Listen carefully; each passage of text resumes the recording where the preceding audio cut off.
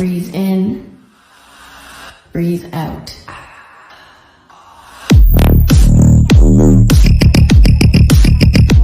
Welcome to the new mass physics. तो आज हम स्टार्ट करने वाले हैं चैप्टर नंबर 3 का lecture number 9। In this video we will discuss about the cell and the battery, EMF, terminal voltage and internal resistance of a battery और cell. तो ये सारी चीज़ें आज के लेक्चर में हमें डिस्कस करनी है। इससे पहले के लेक्चर में हमने पढ़ा था करंट इन ए सर्किट और करंट इन ए रजिस्टर। जिन बच्चों ने वो लेक्चर नहीं देखा वो आई बटन पे क्लिक करके वो लेक्चर देख सकते हैं। और जिन बच्चों को उस लेक्चर से रिलेटेड कोई भी क्वेरी हो या अपने पास कोई भी क्वेश्चन ऐसा हो जो सॉल्व ना हो रहा हो, इंस्टाग्राम पे मैं मिल जाऊंगा। नीचे डिस्क्रिप्शन में इंस्टाग्राम आईडी का लिंक दे रखा है और फेसबुक का लिंक भी दिया हुआ है। You can click on that and you will reach there. तो वहाँ जाकर के आप पोस्ट कर देना मुझे अपना क्वेश्चन और टैग कर देना और मैं आपके क्वेश्चन का आंसर जल्दी से जल्दी देने की कोशिश करूँगा। और चैनल को लाइक एंड सब्सक्राइब कर देना भाई। तो आज का लेक्चर स्टार्ट करते हैं। इस लेक्चर में हम पढ़ने वाले हैं cell, battery, EMF, internal resistance and terminal voltage of battery. मुझे पता है बहुत सारे बच्चों को इन टर्म्स में कंफ्यूजन होता है कि वोल्टेज क्या है, टर्मिनल वोल्टेज क्या है, ईएमएफ क्या है, सेल क्या होता है, बैटरीज क्या क्या होती है। ठीक है, बैटरीज कैसे बनती है। तो ये सारी चीज आज के लेक्चर में पढ़ने वाले। तो बस देर किस बात की, कॉपी पेन निकाल लो और नोट्स बनाना स्टार्ट करो और बोल दो एक बार न्यू मास फिजिक्स। ठीक है, तो बात करते हैं सेल की। तो सेल क्या चीज है, देखो भाई सेल से स्टार्ट करते हैं। सेल देखो, सेल एक डिवाइस है। सेल क्या है, एक डिवाइस है which provide electrical energy to a circuit, जो किसी भी सर्किट में एनर्जी को प्रोवाइड कराती है। सेल एक डिवाइस है जो एनर्जी को प्रोवाइड कराता है। ध्यान रखना, एनर्जी प्रोवाइड कराती है इलेक्ट्रॉनों के थ्रू, ये चार्ज प्रोड्यूस नहीं करती।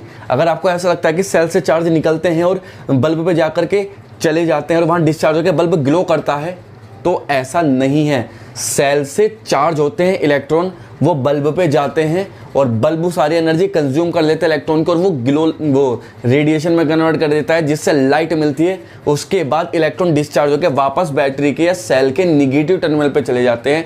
फिर सेल के अंदर भरा हुआ इलेक्ट्रोलाइट उन्हें फिर से रिचार्ज कर देता है इलेक्ट्रॉन्स को, फिर से इलेक्ट्रॉन जाते हैं, फिर से वापस वही काम होने लगता है। कहने का मतलब ये है कि मान लो अच्छा पहले से पढ़ते हैं। Cell is a device, cell it is a device, it is a device, पहले से लिख लेते हैं फिर करते हैं। Device which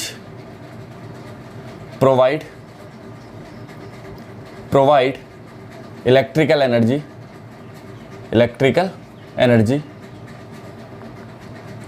to the circuit, circuit को इलेक्ट्रिकल एनर्जी प्रोवाइड कराती है। ठीक है, पहली बात। दूसरी बात, सिंबल। इसका सिंबल क्या होता है सेल का? सेल का सिंबल होता है हमारे पास, एक टर्मिनल पॉजिटिव लिखते हैं, एक टर्मिनल छोटा बनाते हैं निगेटिव, बड़ा वाला टर्मिनल होता है पॉजिटिव, छोटा वाला टर्मिनल होता है निगेटिव। ये सेल का सिंबल होता है। पहले आज तक हम इसे क्या पढ़ते हैं, बैटरी का सिंबल। हम बैटरी का सिंबल भी ऐसा बना देते हैं, लेकिन combination of cell is called battery. तो सेल ये है। अब सेल करता क्या है, देखो मान लो इससे मैंने एक बल्ब लगाया, इससे एक बल्ब ऐड किया मैंने, ये बल्ब ऐड कर दिया भाई यहाँ सेल से एक बल्ब ऐड कर दिया मैंने भाई। ठीक, ये बल्ब है और ये ग्लो करना है इसे। तो अब ये ग्लो कैसे करेगा, बैटरी सेल के पॉजिटिव टर्मिनल से करंट निकलेगी आई, जो कि इलेक्ट्रॉन्स है। Rate of flow of charge is called current. अब ये चलती रही बल्ब पे पहुंची। अब बल्ब पे पहुंची तो इलेक्ट्रॉन तो एनर्जेटिक थे क्योंकि सेल से निकले हैं, सेल के अंदर इलेक्ट्रोलाइट भरा हुआ है। जब तुम सेल को तोड़ के देखोगे, जो एवरीडे के सेल आते हैं वो, तो उसके अंदर से वो ब्लैक निकलता है, वो इलेक्ट्रोलाइट होता है ना, जिंक सल्फेट, कॉपर सल्फेट का सोल्यूशन लाइक दैट। तो ये करंट निकलती है यहाँ, तो बल्ब को अपनी सारी एनर्जी दे देते हैं। ये इलेक्ट्रॉन बल्ब को अपनी सारी एनर्जी देते हैं, बल्ब ग्लो करने लगता है और बल्ब जैसे ही ग्लो करता है तो अब इलेक्ट्रॉन सारे के सारे क्या हो जाते हैं, डिस्चार्ज हो जाते हैं। डिस्चार्ज होकर के चलने लगते हैं, वापस चलते निगेटिव टर्मिनल से जाकर के सेल में चले जाते हैं। फिर सेल क्या काम करता है, सेल के इलेक्ट्रोलाइट फिर से इलेक्ट्रॉनों का एनर्जी दे देता है, फिर से इलेक्ट्रॉन चार्ज हुआ, फिर चलते रहे बल्ब का एनर्जी दी, फिर वापस डिस्चार्ज होकर सेल में चले गए। ये प्रोसेस चलता रहता है। कब तक? जब तक कि सेल डाउन ना हो जाए, जब तक कि सेल का इलेक्ट्रोलाइट जो है वो भी सारी एनर्जी लूज ना कर दे, तब तक ये प्रोसेस चलता रहता है। तो दैट इज कॉल्ड सेल। आई बात समझ में, सेल क्या चीज है? ठीक है, अब पहला पॉइंट, स्पेशल पॉइंट क्या है इसमें सेल में? स्पेशल पॉइंट, पहली चीज they do not produce a charge, they do not produces charge. पहली बात, ये चार्ज प्रोड्यूस नहीं करते। क्या? सेल चार्ज प्रोड्यूस नहीं करते। आई बात समझ में? दूसरी चीज़ क्या चीज़ है? जब इलेक्ट्रॉन यहाँ से निकलते हैं ये एनर्जी देते हैं इलेक्ट्रॉन को। They provide energy to the charge by electrolyte से। अब सेल भी दो टाइप के होते हैं, ड्राई सेल और वेट सेल, है ना। जो ड्राई सेल होते हैं अंदर से भरे हुए, जो कि बैटरी में पड़ते हैं। बैटरी कौन से? घर को टॉर्च में पड़ते हैं वो, है ना, एवरीडी के सेल जो होते हैं, ड्यूरा सेल ये। और वेट सेल होते हैं जिनके अंदर वो लिक्विड भरा हुआ होता है ना, इलेक्ट्रोलाइट भरा हुआ होता है। तो ये सारा सिस्टम है सेल का। सेल बनते कैसे हैं? सेल तुमने जानते हो रिडॉक्स, एक्सोथर्मिक रिडॉक्स रिएक्शन होती है ना। देखो दो टाइप के सेल होते हैं, एक तो वेट और एक ड्राई। उसमें भी दो टाइप की कंडीशंस है, एक तो चार्जेबल सेल, रिचार्जेबल सेल, और एक ही बार वन टाइम यूज सेल। जो हमारी टॉर्च में सेल पड़ते हैं वो वन टाइम यूज सेल होते हैं, एक बार डाउन हुए वापस चार्ज नहीं किए जा सकते। लेकिन जो कैमरे में सेल पड़ते हैं या हमारे मोबाइल फोन में जो बैटरी है वो भी जो सेल ही है, सेल पड़ते हैं वो रिचार्जेबल सेल होते हैं। रिचार्जेबल क्या होता है? रिएक्शन रिवर्स हो जाती है, उनमें जो रिएक्शन हो रही है वो रिवर्स हो जाती है, और जो रिवर्सिबल रिएक्शन होती है वो वापस चलती रहती है। उससे सेल को क्या मिल जाती है? रिचार्ज होने लगते हैं, सेल्स रिचार्ज होने लगते हैं। तो यही बात है सेल के। सेल बनते कैसे? वैसे अगर मैं बात बताऊँ तो वही दो रॉड होती है, यहाँ एक इलेक्ट्रोड होते हैं दो, एक ये इस तरह के। अगर मैं फिर भी थोड़ा सा ओवरव्यू देने की कोशिश करूँ, इसमें डिटेल में नहीं घुसूंगा मैं, केमिस्ट्री का पार्ट है, केमिस्ट्री में पढ़ लोगे आप लोग, वैसे तो कोई दिक्कत नहीं है इसमें।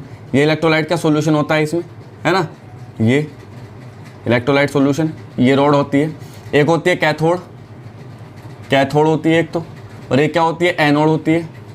ठीक है, यहाँ से वायर जोड़ दिया, ब्रिज बना दिया जाता है। अब इसके अंदर जो इलेक्ट्रॉन्स है वो कैथोड, कहाँ? ये निगेटिव होता है एनोड, कैथोड होता है पॉजिटिव। जो इलेक्ट्रॉन्स है इलेक्ट्रोलाइट के वो कहाँ जाने चाहिए according to electrostatic? Positive pay. लेकिन इसके अंदर जो कौन सी रिएक्शन होती है? Exothermic redox reaction, exothermic redox reaction electrostatic force पे भारी पड़ जाती है, और उसकी वजह से निगेटिव चार्ज निगेटिव पे ही अट्रैक्ट होता है, चला जाता है, और यहाँ से घूम करके वापस आता है। तो निगेटिव से इलेक्ट्रॉन जाकर के पॉजिटिव पे पहुंचता है, और करंट कैसे निकलती है? पॉजिटिव से निगेटिव पे। क्यों? क्योंकि करंट इलेक्ट्रॉन के डायरेक्शन के अपोजिट फ्लो होती है। ठीक है, तो ऐसे सेल बनता है हमारा। तो बात समझ में, सेल क्या चीज़ होता है। ठीक, बात करते हैं बैटरी की। बैटरी क्या चीज़ है? देखो भाई, बैटरी क्या चीज़ है? Combination of cell is called battery. ठीक, क्या है बैटरी भाई? अगर बैटरी की हम बात करें, बैटरी क्या चीज़? देखो, combination of cell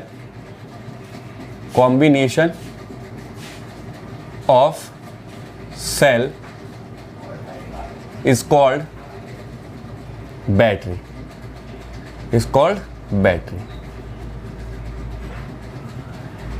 combination of cell is called battery. अब देखो कैसे, मतलब बस सेल का कॉम्बिनेशन बना लो।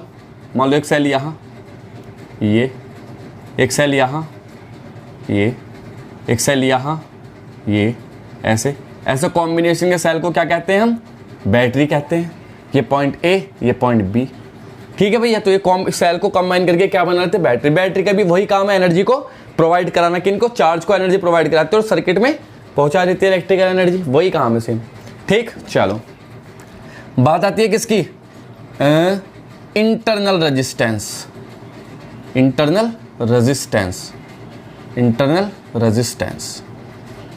ठीक है भाई, इंटरनल रेजिस्टेंस क्या होता है? देखो, नाम से पता चल रहा है इंटरनल मतलब आंतरिक, मतलब किसी के अंदर का रेजिस्टेंस। जो बाहर का रेजिस्टेंस होता है, जो हम पढ़ते आ रहे हैं, जैसे पंखा, बिजली, बल्ब, सारी की सारी चीजें, ये एक्सटर्नल रेजिस्टेंस है क्योंकि बाहर लगी हुई है।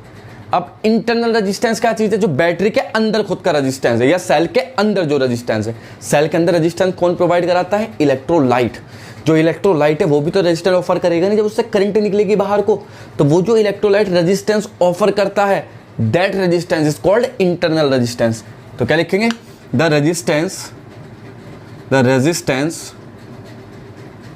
Resistance offered by electrolyte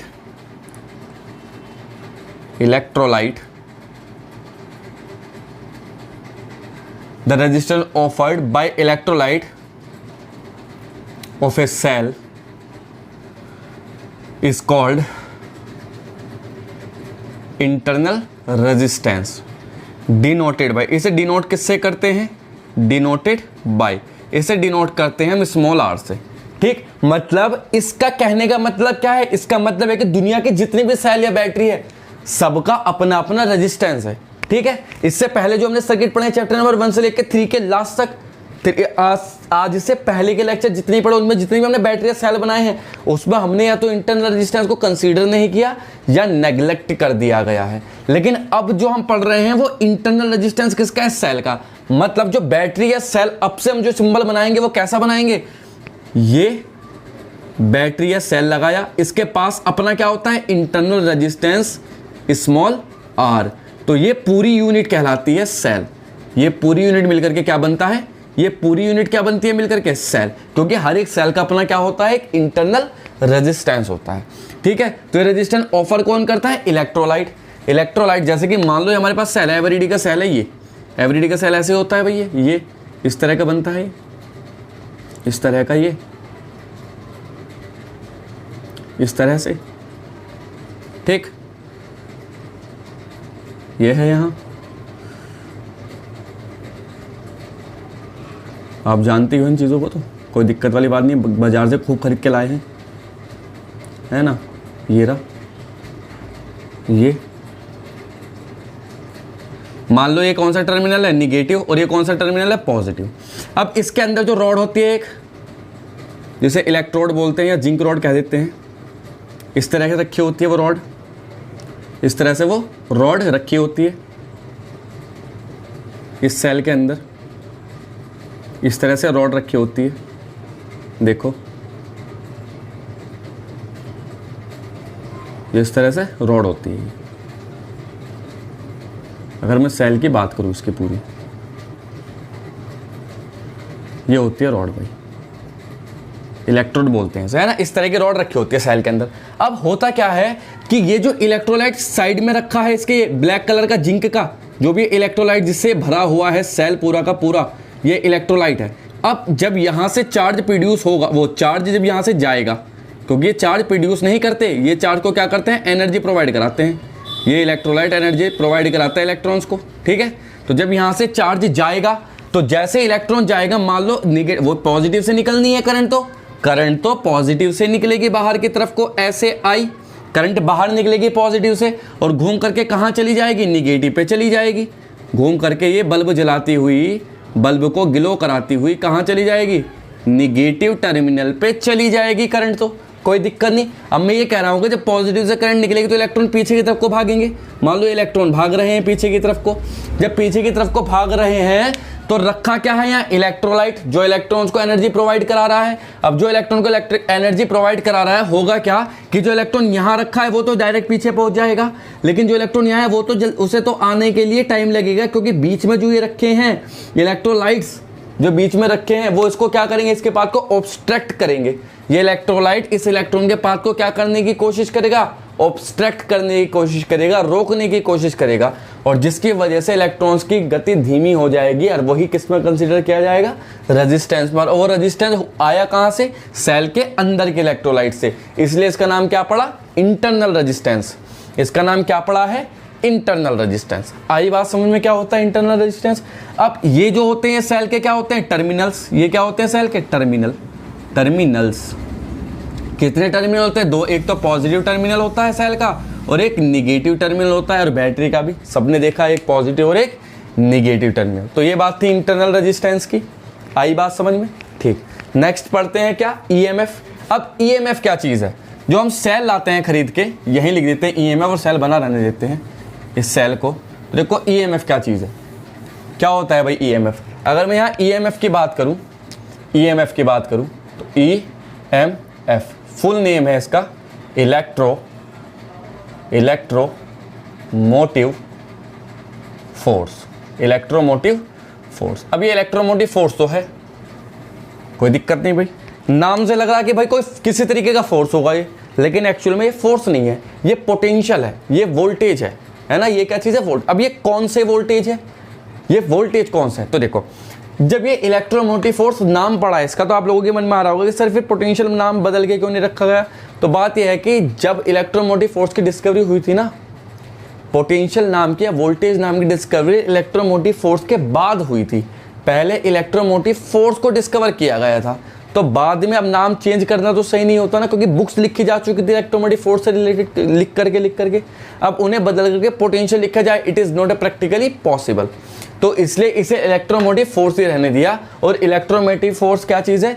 the potential of a cell without connecting a load, मतलब किसी भी सेल का वो पोटेंशियल जब इस पे कोई लोड कनेक्ट ना हो, मतलब इससे कोई करंट ड्रॉ ना की जा रही हो। सेल का क्या काम है? करंट प्रोवाइड कराना, चार्ज को एनर्जी देकर करंट को प्रोवाइड कराना। मैं एक बैटरी सेल खरीद के लाया बाजार से, ये भाई सेल है, इस पर लिखा है एवरीडी। अब इस सेल के ऊपर लिखा होता है 2.5 वोल्ट, ऊपर उसके कागज पे इसके रैपर पे लिखा होगा 2.5 वोल्ट। तो वो 2.5 वोल्ट क्या है? वो सेल का ईएमएफ है। वो तब के वोल्टेज हैं जब सेल से कोई भी करंट ड्रॉ नहीं की जा रही हो, जब ओपन सर्किट की तरह बिहेव करता हो सेल, कोई भी करंट इससे ड्रॉ नहीं की जा रही, तो कौन से वोल्टेज माने जाएंगे? वो 2.5 वोल्ट जो वोल्टेज है वो कौन से वोल्टेज है? ईएमएफ। वो कौन से वोल्टेज है? ईएमएफ। देखा होगा सेल पे लिखा हुआ क्या कि 2.5 वोल्ट। अब ये कौन से वोल्ट है? ये ईएमएफ है। ये क्या चीज़ है? ईएमएफ, क्योंकि अभी सेल से हमने कोई करंट नहीं खींची। अब जैसे ही इस सेल से लोड को कनेक्ट कर देंगे, लोड मतलब किसी बल्ब को कनेक्ट कर देंगे, तो करंट जाने लगेगी इससे अपने आप ही। जब करंट जाने लगेगी तो रेजिस्टेंस काउंटिंग में आएगा। कौन सा रेजिस्टेंस? इंटरनल रेजिस्टेंस भी और एक्सटर्नल रेजिस्टेंस भी। एक्सटर्नल को छोड़ो फिलहाल के लिए, तो जब इससे करंट ड्रॉ करेंगे तो इसका इंटरनल रेजिस्टेंस भी काउंट में आएगा। तो उस इंटरनल रेजिस्टेंस को जब हम काउंट करेंगे तो जो ईएमएफ है वो वोल्टेज में कन्वर्ट हो जाएगा। तो कुल मिला के अगर 2.5 वोल्ट का सेल है तो उससे पूरी की पूरी 2.5 वोल्ट प्रोवाइड नहीं करा पाएगा। ये ज़्यादा से ज़्यादा कितने वोल्ट प्रोवाइड करा पाएगा? अगर 2.5 वोल्ट है तो 2 वोल्ट ही प्रोवाइड करा पाएगा। क्यों? क्योंकि 0.5 वोल्ट तो इंटरनल रेजिस्टेंस खा जाएगा ना इसका। आई बात समझ में? तो जो सेल पे वोल्टेज लिखे होते हैं वो ईएमएफ होता है एक्चुअल में।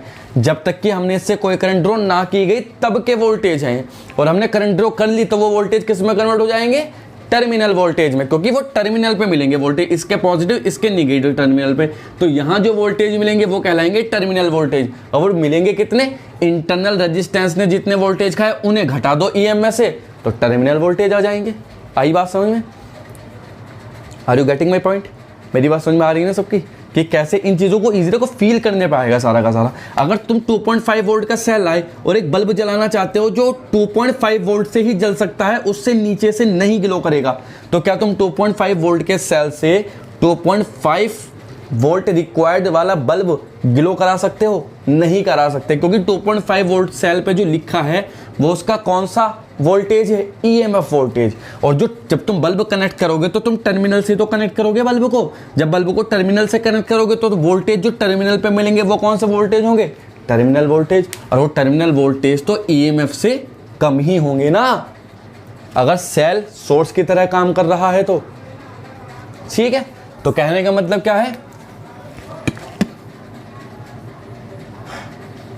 It is a type of voltage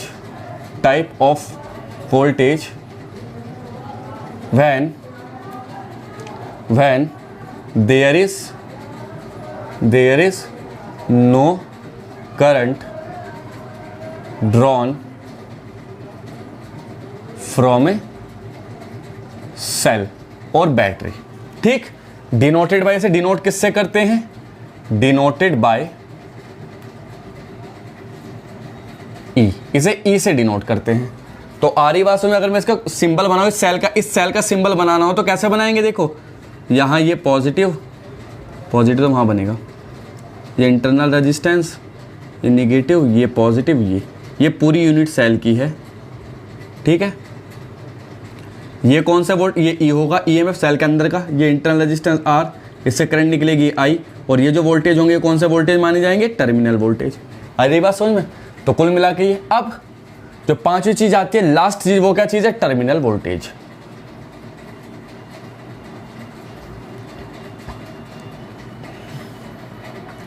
terminal voltage क्या होता है? तो टर्मिनल वोल्टेज क्या होता है? The voltage across the terminal of cell. किसी भी सेल या बैटरी के टर्मिनल पे मिलने वाले वोल्टेज को क्या कहते हैं? टर्मिनल वोल्टेज कहते हैं, क्योंकि वो टर्मिनल पे मिल रहे हैं, है ना। द वोल्टेज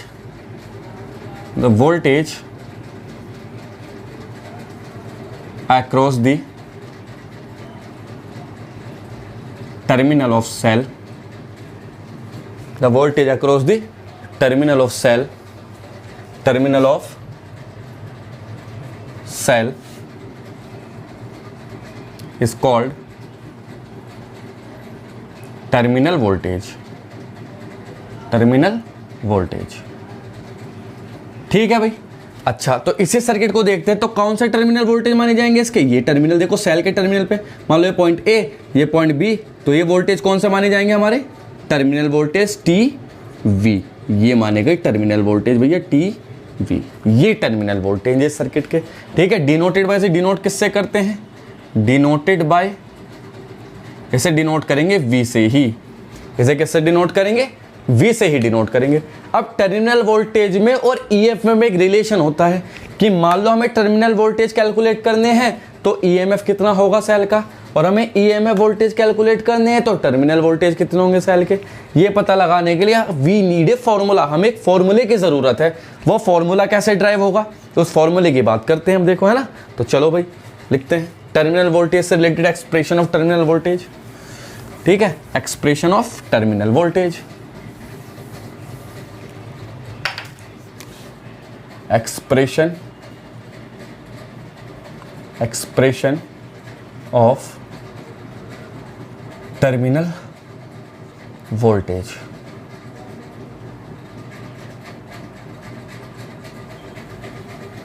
टर्मिनल वोल्टेज का एक्सप्रेशन ड्राइव करना है। अब दो कंडीशन है टर्मिनल वोल्टेज की एक्सप्रेशन ड्राइव करने के लिए। कितनी कंडीशन है? दो कंडीशन। पहली कंडीशन, जब बैटरी सोर्स की तरह काम कर रही हो। सोर्स की तरह का मतलब जब बैटरी से करंट निकल रही हो और वो लोड पे जा रही हो, जैसे बल्ब पे जा रही हो और बल्ब ग्लो कर रहा हो, उस केस में जो टर्मिनल वोल्टेज होंगे वो ईएमएफ से हमेशा कम होंगे, क्योंकि कुछ वोल्टेज ईएमएफ से जब करंट निकलेगी, सेल से जब करंट निकलेगी तो कुछ करंट तो कौन खाएगा? सेल का इंटरनल रेजिस्टेंस। लेकिन अगर किसी केस में, केस नंबर 2 क्या है? जब बैटरी लोड की तरह बिहेव करे। लोड की तरह बिहेव करने का मतलब जैसे बल्ब पिछले केस में लोड की तरह बिहेव कर रहा था, ऐसी बैटरी को लोड की तरह बिहेव कराए। मतलब एक छोटी बैटरी और उसके ऊपर एक बड़ी बैटरी रखी है, बैटरा रखा है, मान लो एक 2 वोल्ट की बैटरी, एक 12 वोल्ट का बैटरा। तो 12 वोल्ट का बैटरा करंट प्रोवाइड कराएगा ना। अब तो छोटी बैटरी जो है, टिनी बैटरी, वो किसकी तरह बिहेव करेगी? लोड की तरह, क्योंकि वो करंट को कंज्यूम करना स्टार्ट करेगी बैटरी से निकलने वाली। और जब बैटरी से करंट निकलेगी तो वहां terminal voltage will be greater than EMF. वहां टर्मिनल वोल्टेज ईएमएफ से बड़े होंगे, ज्यादा होंगे। सही है, देखो कैसे। तो बात क्या करते हैं? There are 2 case. Number first, when battery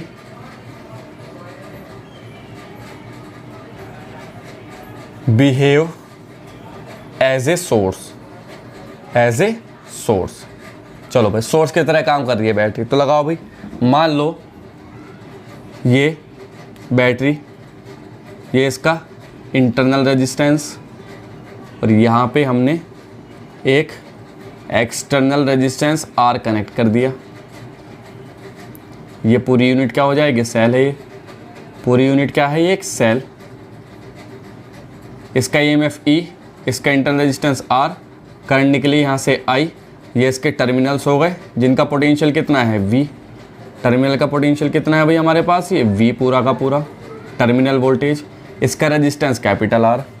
तो हम जानते हैं, क्या जानते हैं? कि जो टर्मिनल वोल्टेज है ये ईएमएफ से क्या होंगे? यहाँ terminal voltage always less than EMF. इस वाले केस में तो क्या होना चाहिए? जो ईएमएफ है, जो टर्मिनल वोल्टेज है, वो किसके इक्वल होना चाहिए? ईएमएफ से क्या घटा करके?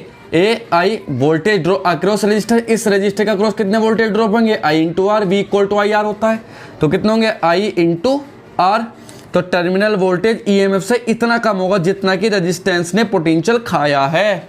ठीक है, तो ये आया। अब यहाँ से रिलेशन, ये तो आया रिलेशन एक, यहाँ से फॉर्मूला लिख लो, V इक्वल टू क्या हो जाएगा, I इंटू कौन सा, ये टर्मिनल वोल्टेज है, टर्मिनल वोल्टेज से कौन सा रेजिस्टेंस जुड़ा हुआ है, R वाला, तो R is equal to E minus I into R. तो यहाँ से कॉमन लेंगे IR, इसको यहाँ ले आओ, plus I into small r is equal to E, common लो I, बचेगा क्या R प्लस R, और it will gives I is equal to E, या I will be equal to हो जाएगा E upon R plus R। ये आया current का फॉर्मूला किस कंडीशन में, जब battery behave as a source, जब बैटरी सोर्स के, जब पॉजिटिव टर्मिनल से मतलब करंट निकल रही हो। ठीक है, अब बात करते हैं किसकी, केस नंबर 2 की। व्हेन बैटरी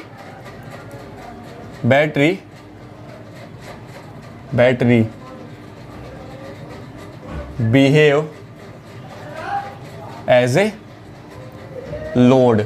अब बैटरी लोड की तरह बिहेव करेगी, तो इस कंडीशन में क्या होगा, E लेस देन V। अब V बड़ा होगा, कैसे, मान लो एक बैटरा रखा है हमारे पास, ये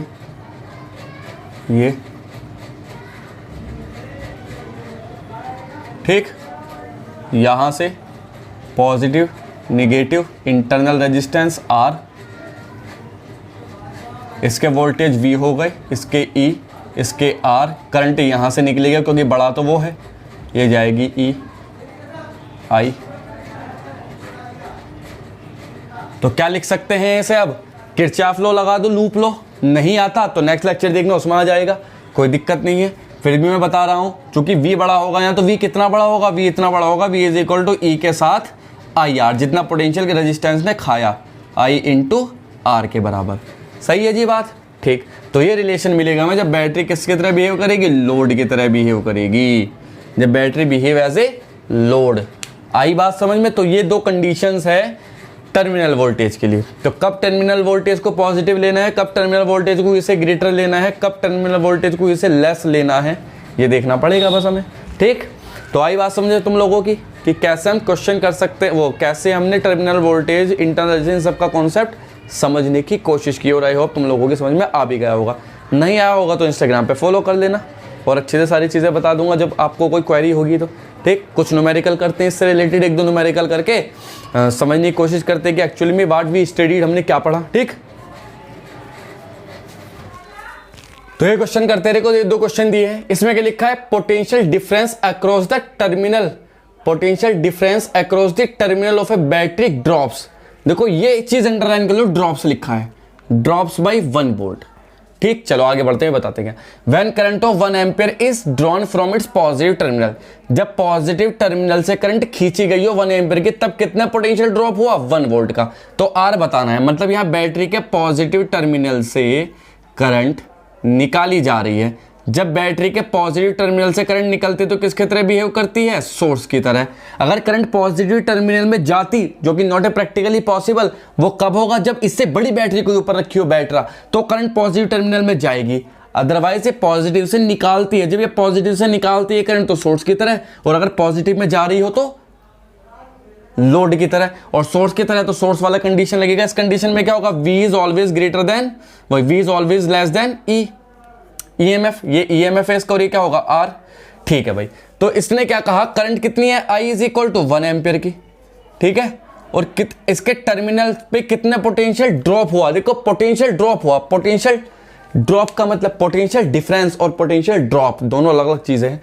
पोटेंशियल डिफरेंस तो टर्मिनल वोल्टेज होता है, इन दोनों का पोटेंशियल डिफरेंस कितना है भाई, वो टर्मिनल वोल्टेज।